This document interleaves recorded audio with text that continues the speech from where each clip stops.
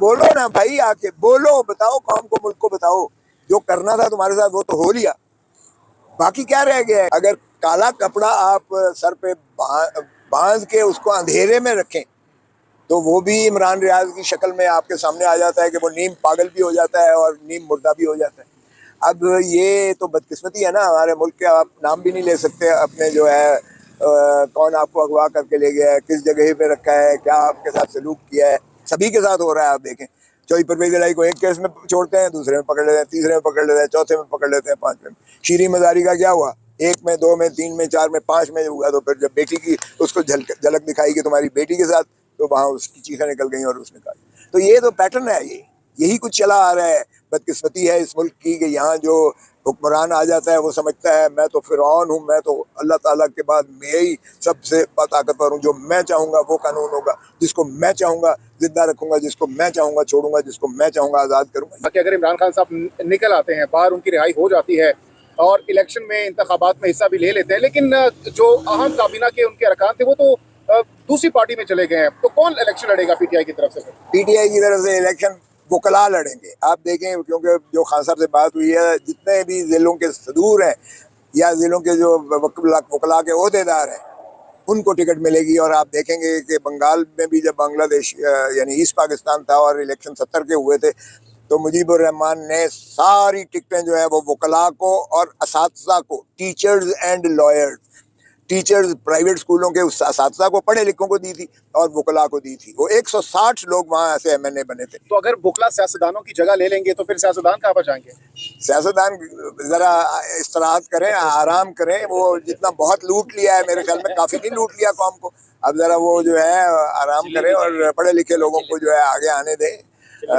वैसे भी आजकल जो पकड़ा जाता है और जब वापस आता है वो कहता है मैं आराम करने के लिए गया था, कोई कहता है चिल्ला काटने के लिए गया था, कोई कहता है कि मेरा ज़मीर जागा है, मुझे इतनी अकल तो कभी नहीं आई है। तो उन्हें अकल आ जाएगी इस दौरान। आबाद से पहले इमरान खान साहब को बाहर, जेल से बाहर देख रहे हैं आप? 100% बिल्कुल बाहर होंगे। इमरान के बगैर इलेक्शन हो नहीं सकता है।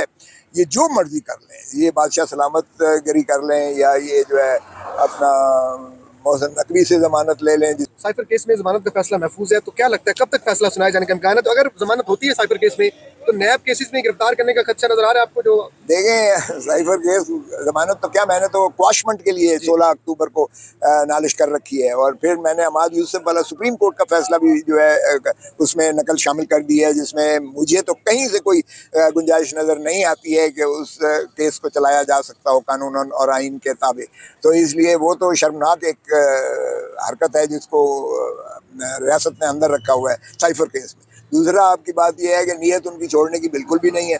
तावक्ते के अदालत से भरपूर अंदाज से जो है उनको भी वही इंसाफ मिले जो है नवाज शरीफ को मिल रहा है। उन्होंने खुद को बेंच से अलग किया और ये कहा गया कि दूसरे बेंच के सामने जिसने पहले ये दरखास्तें सुनी थी उसी के सामने फिक्स किया जाए। तो वो 6 तारीख तक अब अवेलेबल नहीं है। ये मामला लटकाया क्यों जा रहा है? नहीं, असूल देखें, असूल भी यही होता है कि जिस बेंच ने पहले उसी नौइयत के केसेस सुने हैं, अमूमन यही होता है असूल।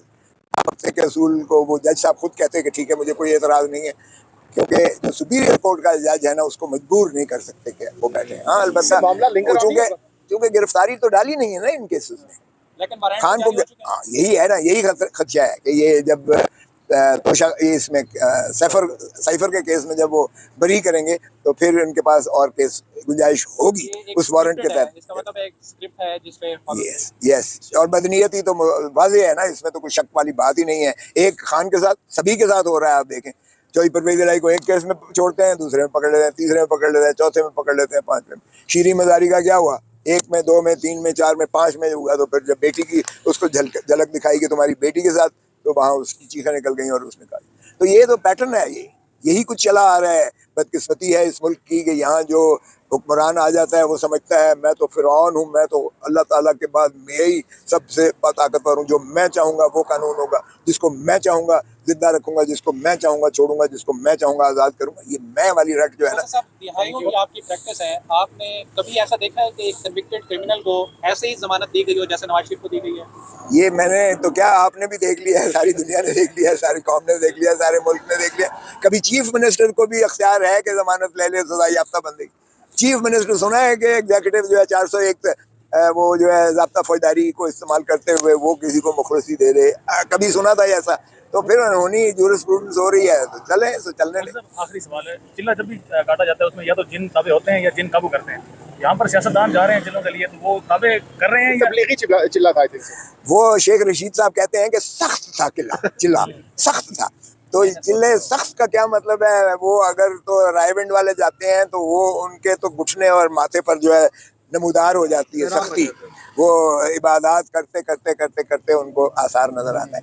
ये अब पता नहीं चलना कितने गुजारिया रात में, ये उसका जो है एक चित्तर होता है थाने में, उस चित्तर की जो है वो भी आसार नजर आते हैं। अगर उल्टा लटकाएं वो भी नजर आते हैं।